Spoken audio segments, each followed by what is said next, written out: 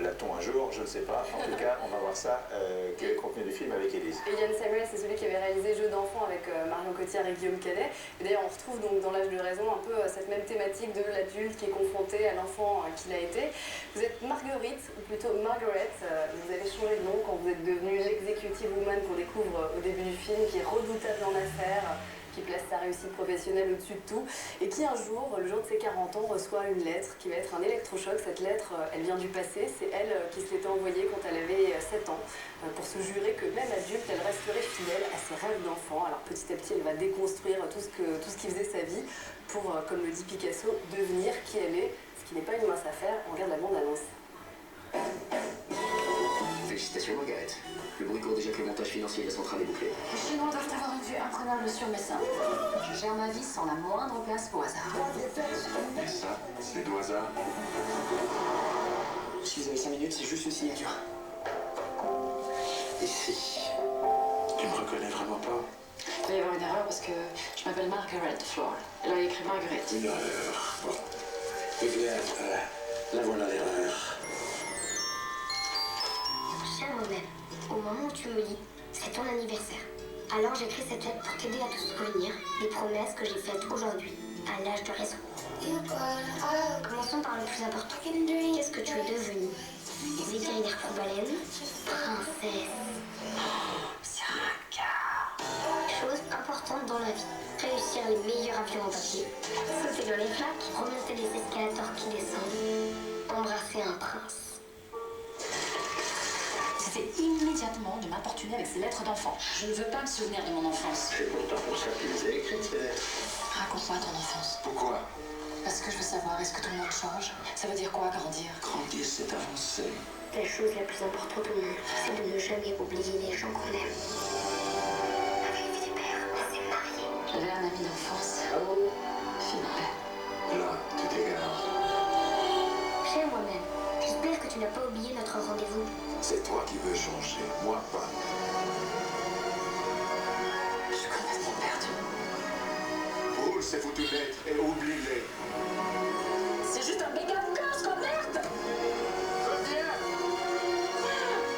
J'ai lu cette phrase d'Oscar Wilde. Il est important d'avoir des rêves assez grands pour ne pas les perdre de vue lorsqu'on les poursuit. Alors, L'âge de raison de Yann Samuel. Alors, Sophie Marceau, je crois que c'est la première fois que vous jouez une Wonder Woman, une femme d'affaires, aussi devant laquelle tout le monde rampe.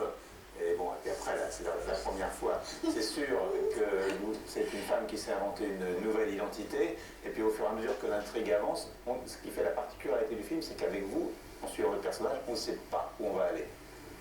Oui, c'est un peu d'ailleurs comme ça que le film s'est déroulé, on va dire. C'est-à-dire que Yann avait son idée de film bien ancrée dans la tête, son scénario, on a été très fidèles au scénario.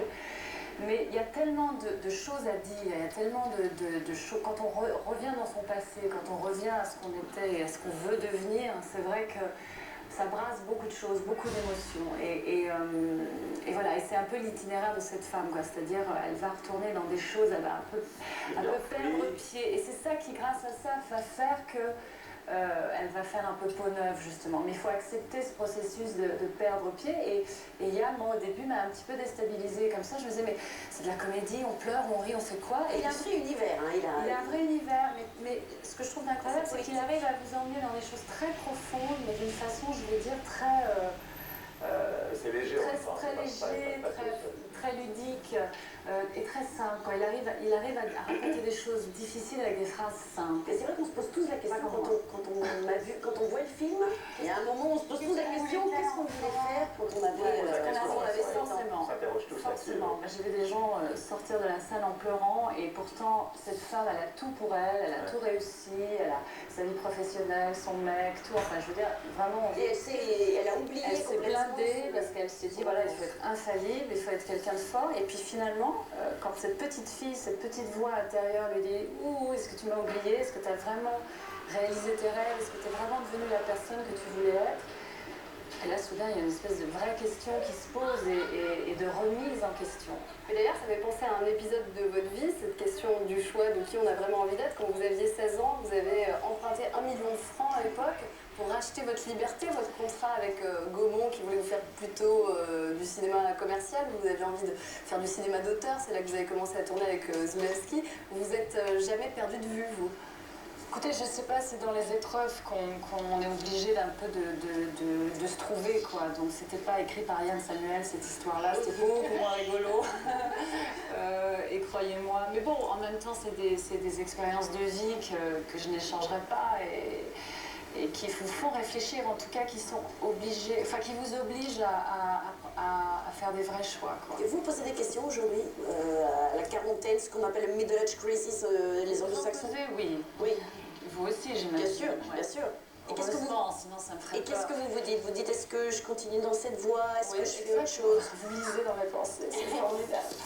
Oui, bien sûr. Non, c'est des questions. De toute façon, moi, je me pose des questions en permanence et je pense que c'est aussi ce qui me fait avancer, c'est aussi ce qui me... ce qui est moins marrant, c'est quand j'en pose aux autres, ça ils aiment un peu moins, mais... C'est un bon personnage s'identifie. Ça compte, quoi. Je veux dire, si on donne pas de sens aux choses, si on avance comme ça sans se poser de questions, c'est pas très intéressant. Votre personnage s'identifie à des femmes qui ont marqué l'histoire, enfin en tout cas est entouré de portraits de femmes qui ont marqué l'histoire, que ce soit Marie Curie, Maria Callas, Mère Teresa, etc. On a tous ces portraits. Oui, aussi. Allez-y sur le regard dans le film. Non, il y a plein de femmes. Plein. Et vous, aujourd'hui, pour des jeunes filles qui veulent être actrices, vous êtes une référence. Écoutez, je sais pas, quand on m'affuble de responsabilité comme ça me donne envie d'avoir 7 ans à nouveau et de me dire mais non, mais pas du tout. Oui, en même temps, écoutez, c'est... comment dire? Je pense qu'on est de toute façon une référence pour quelqu'un dans sa vie, déjà pour ses enfants. Et puis, déjà rien que pour eux, c'est important d'assumer ses responsabilités, en tout cas d'essayer d'être quelqu'un le mieux possible, quoi. Et sur l'âge, vous êtes très lucide. J'ai lu que vous aviez quitté une séance photo parce que vous disiez que finalement, c'est des femmes publiques, on leur demandait toujours d'avoir 20 kilos de moins, ou alors on retouchait beaucoup les photos. Vous aviez fait d'ailleurs partie de cette série de photos, elles, les stars sans phare. Ça vous agace, ça, cette dictature du jeunisme? Oui, non, mais parce que c'est pas tellement le jeunisme, c'est qu'on vous transforme, quoi. On fait de vous... parce que c'est pas pour les bonnes raisons, c'est-à-dire que finalement, pardon pour la presse, mais si vous faites la une des magazines ou si vous faites 18 pages, c'est pas parce qu'il y a beaucoup de sponsors derrière et qu'il faut porter des vêtements, de trucs et de machins et tout. Puis c'est un peu aujourd'hui le monopole de la pub, quoi. On en est tous là un petit peu, quoi. Donc c'est vrai que parfois on a envie de se débarrasser de tout ça et de dire mais moi qui je suis? Bon, c'est peut-être un peu le mal de l'acteur qui a toujours besoin de dire et moi, parce qu'il est tellement dans la représentation, il est tellement dans les personnages qu'il y a à un moment donné une espèce de cri comme ça de et moi. Mais bon, je crois qu'au bout du compte, on arrive quand même à percevoir, malgré tout ce décorum, ce qu'ont les gens au fond d'eux, en tout cas je l'espère. Le film, on parle de business, et une particularité, c'est qu'il est coproduit par People for Cinema, c'est-à-dire qu'il est coproduit par le public, comme c'est arrivé pour la musique avec My Major Company, avec d'ailleurs beaucoup de succès, c'est une première. Oui, enfin écoutez, moi je suis pas très du côté de la production, donc maintenant vous me le dites, effectivement, je m'en souviens. Mais bon, non, c'est très bien, mais en même temps, alors ça va pas du tout être sympathique ce que je vais dire, mais je suis pas sûre qu'il faille demander l'avis de tout le monde pour faire un film. Je pense que ce qui est important aussi, c'est que les films se fassent avec une vision. Oui, c'est-à-dire... C'est important qu'un artiste, bon, on n'est pas tous des artistes et il y en a beaucoup qui prétendent l'être, mais en tout cas, voilà, c'est bien qu'il fasse son film parce qu'il y a une nécessité de faire des choses et pas parce qu'on sait que ça va plaire à tout le monde, vous voyez ce que je veux dire? Alors, on va passer à la musique, vous restez avec nous bien entendu. Tania, le groupe qui va enflammer les dance floors cet été est sur le plateau du Grand Journal ce soir. Oui, Michel, c'est les Scissor Sisters. Alors, c'est l'un des plus grands groupes queer du monde, c'est dur à dire, mais c'est un groupe mixte, assumé, libéré, heureux et fier. Un big band new-yorkais flamboyant et sexy qui, en quelques albums, a définitivement laissé son empreinte. C'est une empreinte un peu compliquée à définir, électro, disco, glam, rock, un truc comme ça.